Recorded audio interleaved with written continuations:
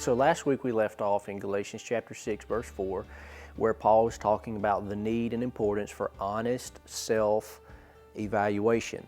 And that was the first very important thing that he was saying in this verse. Now the second one we're going to get into this week. Let's go ahead and read the verse again, verse 4. But let each one test his own work, and then his reason to boast will be in himself alone and not in his neighbor. And this is the second crucial thing that Paul is referencing here, is the importance of not comparing yourself to other people.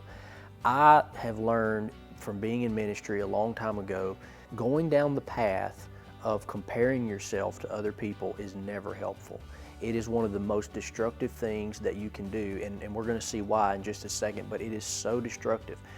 I remember when we first started the church, that I had some friends who started a church around the same time, maybe like a year before us, and I was on Facebook and I would see what their church was doing, and we had this many people this Sunday, and we're doing this event, and we're doing this ministry, and it was kind of cool to be able to keep tabs on everybody. But before I knew it, I'm unintentionally, not on purpose, but not realizing that I'm sort of comparing what we're doing to what they're doing. Forget that we're in two totally different cities. Forget that we have everything's different. Everything that could possibly be different is different. But you're comparing without realizing how I'm doing versus what they're doing. And this is such a slippery slope. It's really not even a slippery slope. It's like just a cliff, just jumping off into destruction. It's never helpful. And I want to give you 6 reasons why it is so destructive and why you should never compare yourself to other people. The first one is because God is not comparing you to other people. It's not like God is looking at you going, well, so-and-so is doing this. How come you can't do it? They're so much better at this than you are. How come you can't do that? And for anyone that has children, you understand that. We don't compare our children that way. I know my son and I know my daughter, and I'm not going, well, she can do this, why can't you do that? He can do that, why can't she do that? I know exactly what each one is capable of based on their temperament and their personality and how God's made them. And so I'm not comparing one to the other going, well, he can do this, why can't you? She can do that, why can't you? God is not comparing you with his other children. And it's not even a perfect example humanly with our children, because I don't even know my children fully the way that God knows each of us. He's the one that designed us and created us. So he's not comparing us one to another, not in that way. So we could just give number 1 and stop right there. God's not comparing us in that way. Why would we ever do that? Matter of fact, I think the one who tries to get us to compare ourselves one to another is the enemy, because he wants you to get your eyes focused on that instead of what it should be focused on. This brings us actually to reason number 2, which is the reason you shouldn't be comparing yourself is because you don't have the same giftings, abilities, grace, or anointing that another person has. The Bible is very clear that when God puts people on this earth, that he gives them gifts, he gives them anointings, grace to do what they're called to do. I have grace and an anointing and giftings that someone else doesn't have. They have grace, giftings, and anointings that I don't have. And the thing to understand about gifts is that they're just that. They're a gift. That person didn't do anything to earn it. So when you look at someone that has a great gift, for some reason we attribute it to them like they did something to earn it. They were given that gift. God gave them that gift. And we look at it like, oh, why can't I do that? It's very simple. God didn't give you that gift. Along with the gift typically comes an anointing to do it. They're anointed to do what God's called them to do. And here's the other thing about gifts. No one has a gift for themselves. God didn't give you the gift that you have so that people could be impressed with you, or so that you could like yourself, or so that you could create fame and fortune. He gave you the gift to serve others, so it's not even about you. But why would we look at people and go, well, I'm comparing myself, well, they're better at this than me.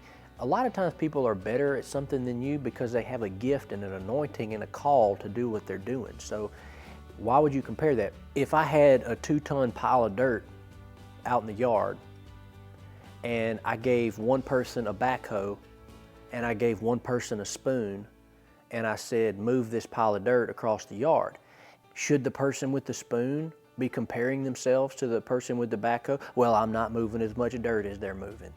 Well, I'm not accomplishing as much as they're moving. No, don't. You have a spoon, they have a backhoe. Why would you compare yourself? And so that's how it is with the gifts. God gave some people a backhoe to do the job, and He gave some people a spoon. And if the issue is faithfulness, and how foolish would it be for the person with the backhoe to be taunting the person with the spoon and saying, look how much more I'm doing than you. Look how much more I'm accomplishing than you. Well, you have a backhoe. I have a spoon. And it truly is that way. For the glory of God, to His plan and His purposes, not everyone has the same gift. The third reason that it's so dangerous to compare yourself to other people is because you don't have the same calling that they have. We mentioned anointing and grace, but there's also a calling that God puts on each person when they are born. And so the calling, they may be called to walk and do certain things, and their future is already ordered by God to begin walking in that way. That's their call. Sometimes you can even have a greater gifting and a greater anointing than someone else, but you're not accomplishing the same things that they're accomplishing simply because it's not part of your call. So in other words, if God calls, and I fully believe that this happens, God calls some people with great giftings and great anointing to pastor a small church, where He'll take someone to pastor a large church that maybe doesn't even have the same calling, or the same anointing or giftings that this person has, but they seem to be accomplishing a lot more. And it's according to the call and the plan of God that's on their life. And so I see that a lot, where somebody, it's not an issue of gifting, but it's an issue of calling. It's just, this is what God's called you to do. He's not called you to do some big, great thing. He's called you to do a small thing. Can you be faithful with that? Or are you going to constantly look at the person who's doing something big and go, oh, I wish I was doing more. I wish I was like that. I wish I could be doing what they're doing.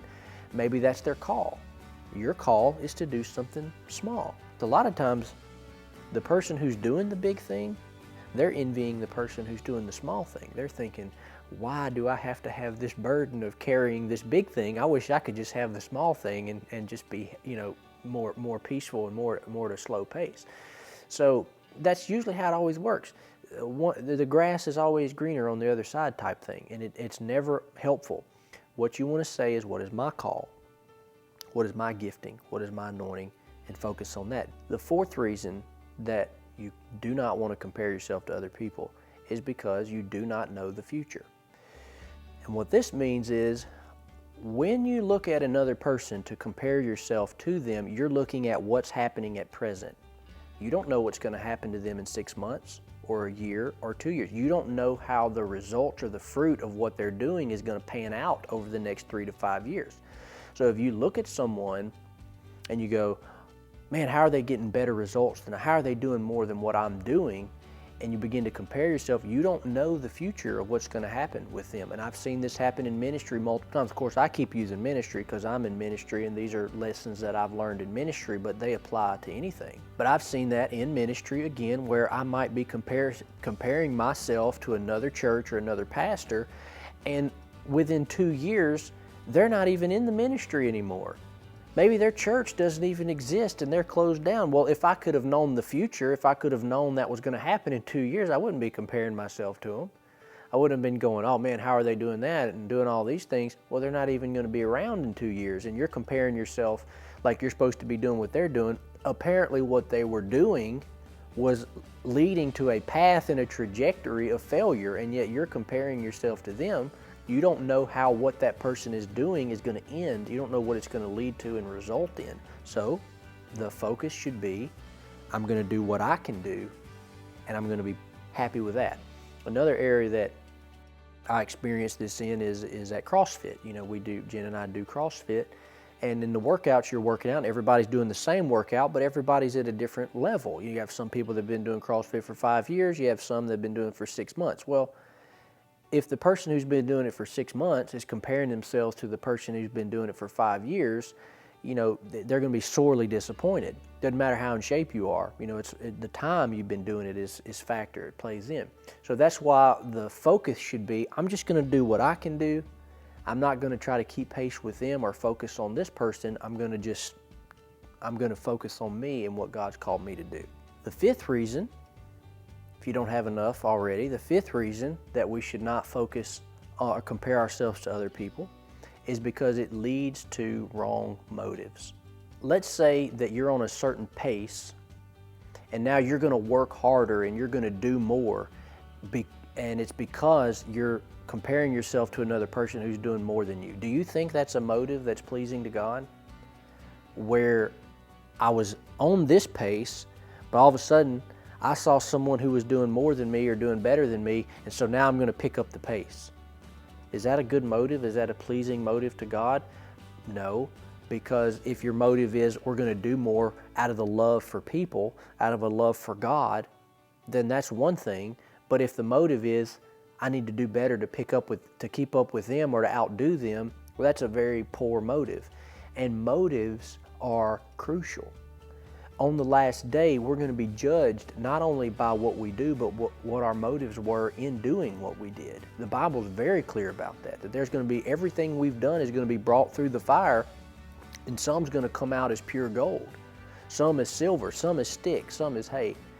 It's going to be burned up, a lot of it. And only those things done according to the will of God with the right motive are going to come out pure on the other side. And finally, the sixth reason that you should not compare yourself to other people is because faithfulness is more important to God than results. Faithfulness is more important than results. So if God's called you to do something and He expects you to be obedient and faithful at it, it may or may not always produce the results that you're after. But the faithfulness and the obedience count for God. It counts for something. So sometimes people who are very faithful and very obedient don't get great results. If Paul looked at his life based on the amount of faithfulness and the amount of obedience that he walked in, the fruit did not seem to match, at least in his lifetime. Now, after the fact, the fruit was exponential, unbelievable, amazing. But if he would have judged what he was doing by the fruit, he would have been very disappointed. What about Jesus? Jesus did not seem to have tremendous fruit in his ministry as far as followers that continued to follow him. He ended with only 12, and then even those 12 deserted him. And it ended in death. So if he's to look at his life was not only about producing results and producing fruit, it was more focused on faithfulness and obedience to God. So each person, when you compare yourself to other people, it's results focused, and it's fruit and result focused. You begin to go, what am I doing, the fruit? You're constantly thinking on the results instead of just focusing on, you know what, I want to be faithful and I want to be obedient and I want to be pleasing to God. God cares more about faithfulness than He does results.